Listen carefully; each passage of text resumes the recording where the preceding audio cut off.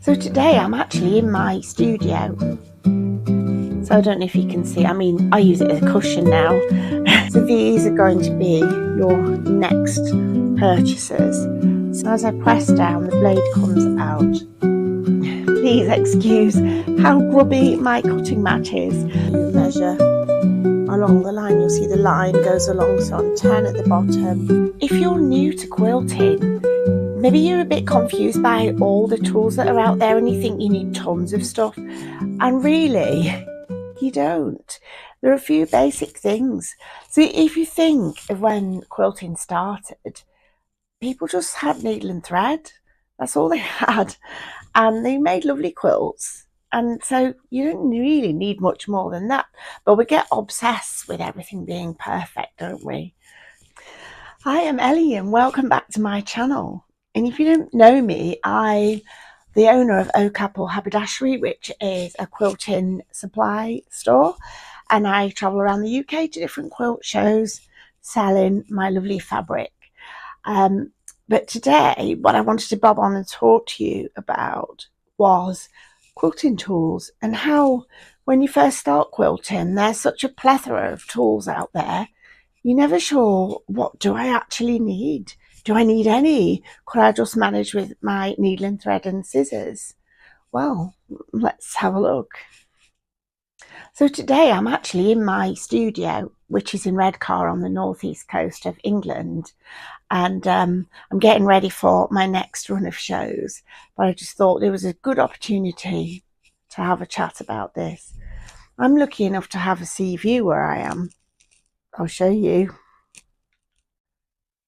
So this is the delights of Redcar seafront on a cold February morning, and the tide's out. I'll just show you around.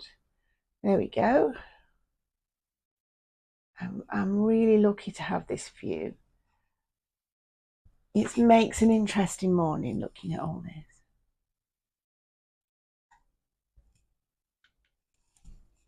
So the reason I started quilting was because I actually fell in love with fabric. When I saw lovely fabric designs, I just thought, what can I make with that? And when I was younger, I did used to like sewing. I used to make like strange outfits and things with my friends, but I've never really done quilting. So I went on a little course to learn how to do some. I didn't have any tools. I just didn't even have a sewing machine, but I could sew by hand. So I decided to make my very first quilt by hand. And you can do this. It took quite a long time, and I'll show you the quilt that I made. It's nothing particularly posh. It's a scrappy quilt. There we go. I made this quilt when my daughter was, well, I think she was maybe 1 or 2, and she's at university now. So it survived really well. It's not the neatest, but I hand sewed it all. So I don't know if you can see, I mean, I use it as a cushion now, but it's been through numerous washes and tumble dries. But you can see maybe that I pieced it together using backstitch, and I just did like a little running stitch to quilt it through, and it survived. What I think you're going to need is a really good pair of fabric scissors, and I like this brand, and they're Fiskars. I don't actually sell this brand, I think I should, but I've always found those to be really good. And I just buy either the dressmaking scissors. I think these are about 6 or 7 inch blade, and they're really good, and you can get them left or right handed. I've got a couple of pairs on the go. And I just keep them purely for fabric. I don't use them for anything else. God forbid if anybody cuts paper with them. And they last quite a long time. They probably cost you about 20 something pounds, but it's a really good investment. So a really good pair of fabric scissors, I think, to start off with. And a cutting mat really is your next purchase. So I started with this size, which is, I'll go back a bit and you can see, there we go. So this size is A2, and in quilting we measure everything in inches, quartering inches, half inches. So these all cutting mats tend to have imperial on one side and metric on the other. I think sometimes you'll find crafting projects are in centimetres, but quilting's always in inches. So this A2 size is 22 inches. I think it's by 17 inches. So that is a really, really useful size. It's not too big. You don't have to clear too much space on your dining room table for this one. Although now I find I've gone the size bigger, so I've gone to the A1 cutting mat, and I'll show you the difference in size. So when you start piecing your fabric together, you do need a 1/4 inch seam. And if you're hand sewing, this can be a bit tricky. So what I did was I literally drew a line along the edge of each piece, a 1/4 inch line to sew along. And that's how I managed to get it accurate. It was a bit time consuming, but it was worth it. And if you're wondering how, I just literally did running stitch, and about every 4 or 5, I did a back stitch. And that has held it together. But most of you, like me now, will probably be making your quilts on a sewing machine. So my machine has a needle setting for a 1/4 inch, but you can also buy a 1/4 inch foot for your sewing machine. They're quite cheap. You can get them. I got the first one off Amazon. Don't tell anybody. And you'll see cutting mats referred to as self-healing. That has been a total mystery to me. I've never found one. I think the idea is the cuts gradually close up when you're not using it, but I think I use it so much the poor thing doesn't have chance. But you'll see them called self-healing cutting mats. They're all called that. Please excuse how grubby my cutting mat is. My old one, but because I always use the bigger one, I didn't have a nice pristine one to show you. So the dark green is the A2, which is a really good starting point, and the paler green one around the edges, that's A1. So you need a much bigger space for that, but I find that a really good size. These cost a little bit more, but saying that, this one I just bought online, and I think it was about £20. You can get these much cheaper than that.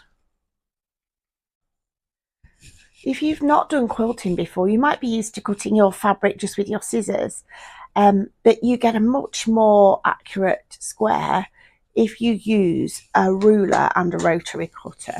So these are going to be your next purchases.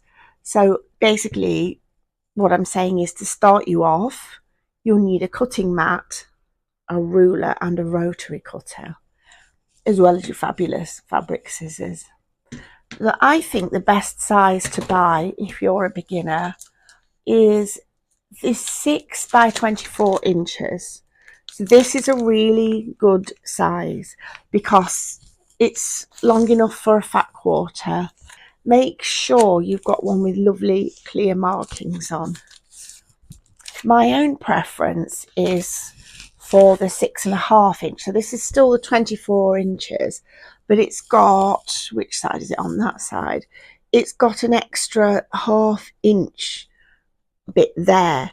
I like that because a lot of the things you cut are 2.5 inches, 5.5. So I find having the ½ inch on is very helpful, but you do have to remember to measure from whether you want the ½ inch or not. So I think if you're new, sometimes not having the option of a ½ inch is maybe better. And your rotary cutter.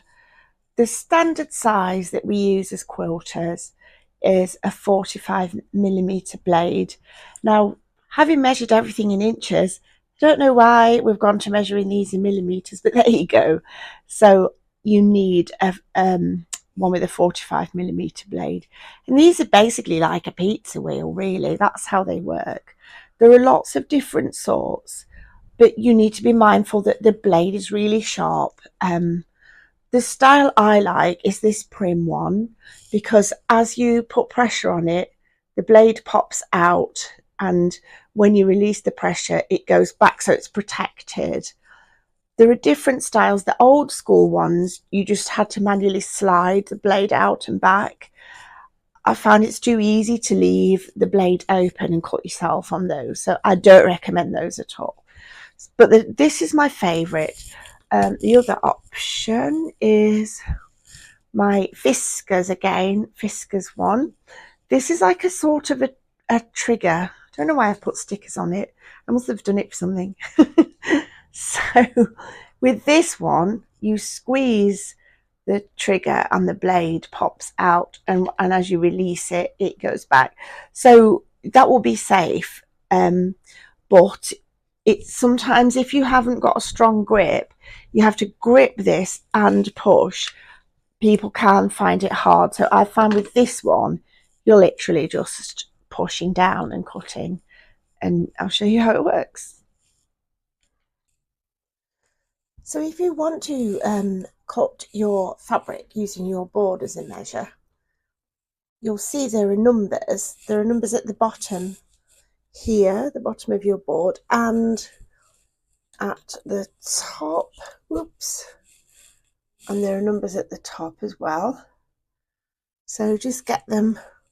So what you need to do when you're cutting, if you're measuring on the board, so you want to cut 10 inches, so you measure along the line. You'll see the line goes along, so I'm 10 at the bottom and I'm 10 at the top, so that would be where you'd cut. So we'll try that in practice. So here we are back at my cutting mat, and I've turned my green cutting mat round because I want to show you in inches. So what we're going to do, here's my fat quarter. I should have pressed this first really, but I want to cut 2 inches off this, I think. So I'm leveling it out, and what I do is the markings on the ruler I put onto the edge of the fabric. So I line so there's my 2 inches. So the amount that I've got over the fabric is what I'm going to cut off. So there are 2 inches there. And there's an old adage, which I'm sure you've heard loads, which is measure twice, cut once. So we'll just make sure that's nicely lined up. And one of the things I have been told in the past is that you measure either using your ruler or using your board, but not both. But I'm guilty of doing that. I measure using both and I seem to have survived. So okay. So I'm just going to hold my ruler down very firmly, and I have my rotary cutter here. So you can zoom you out a little bit. So you can see I'm going to push down and cut right along the length of this. So as I push down, there we go, the cutter cuts through, and that's cut me off my 2 inch strip. So let's go from the other side so you can see how. So we're going to go from this side now so you can see how the blade's working. So there's my 2 inch strip. I want to cut a 2 inch square. So there we are. So I'm putting that on here on my board, and I'm looking at my markings. There we go. So I line them up. So zoom in a bit. So there you can see this is my 2 inch square here, and I'm just going to hold this really firmly. I've got my rotary cutter, press down, the blade comes out and it goes along. It's my fabric, and of course when you're doing this you will have pressed your fabric to make sure you get an accurate measurement, but I'm just lazy. So you're going to line it up with the edge of the board there. See if we can zoom out and show you. Yeah, there we go. So that's the edge. And then you're going to get your ruler, and we said 10 inches. So we're going to find the 10-inch mark at the top of the board and the 10-inch mark at the bottom. So now it's in a straight line. We're on a straight line at this edge. We're on a straight line here. 10 inch, 10 inch, and I've got my rotary cutter. So sorry, Triceratops, but we're going to cut you. There we go. So this is my piece. Now I want to make a 10-inch square. Sometimes it might depend on the pattern placement, but we're just going to assume this edge is already straight, so I've cut that earlier. So we're going to line that up again with this end, and we're going to find 10 inches there, line it up 10 and 10, and we go again with our cutter, and there we go. Easy peasy. See if I can get a bit better angle to show you. So I'm going to do the same again. I'm going to cut off my 2-inch square. So I measure it up, and here's my rotary cutter. And as I press down, the blade comes out. Lean along the ruler. Always cut going away from yourself. And there's my little square. So we'll go again. We'll try a bigger bit this time. You can cut more than one layer at once as well. So if you line everything up, so line my edges up. Sometimes it might help to just neaten off the edges. So let's pull that out a little bit. So if I wanted to cut 2 layers together, I would just trim a tiny weeny bit off the edge like that to make sure that they're perfectly aligned. And we're going to go for 2.5 inches this time. So this is my ruler with the 1/2 inch. So I turn it round. So I measure my 2 inches as before, but it's got an extra 1/2 added on here. And I find 2.5 inches a really useful width. So same again, I'm going to press down with my hand, and with this rotary cutter you literally just push down, the blade comes out, you wheel it along leaning against the side of the ruler, and there we go, and it's done. So that was nice and easy. So there you go. Those are your 3 things you really need to start you off. Your cutting board A2, your rotary cutter, and your ruler 6 by 24 inches. And that will be a really good set to start you off. It's something you could ask for as a gift, or if you find a local quilt group, they'll often have equipment that you can borrow. That's how I started. People in the quilting world are very generous with their experience and their equipment, and I think if you could find a local quilting group, you'd find a lot of help from people there, and you wouldn't maybe need to buy everything straight away. And if you want to get beyond your ruler and your cutting board, the next thing I like is a square ruler. I like a square ruler, and I like these. These are called Cute Cuts, and they're from Riley Blake, and they come in a set of 5. So they go from 2.5 inches, which is that one, right up to 6.5 inches, which is a really useful size. And the blue around the edge is your 1/4 inch seam allowance, and these diagonal lines across help you line up your points. So if you've made a pinwheel or a different block, you can see, you can square it off ready for piecing. So I think that once you get going, that might be something you want to think about. But for now, we'll stick with our our ruler and our rotary cutter and our cutting board. And if you enjoy my blathering on and find any of it vaguely useful, please consider giving me a like and a subscribe, because it helps my channel grow and helps me bring you more content. One of the other things I do on my channel is I go around quilt shows and show you what the life of a small trader's like. So if you like small business vlogs, that might be for you as well. You can see my journey, how I set up my stand, meet a lot of the other traders. I usually go around and say hello to everyone. And thank you for watching, and I'll see you next time.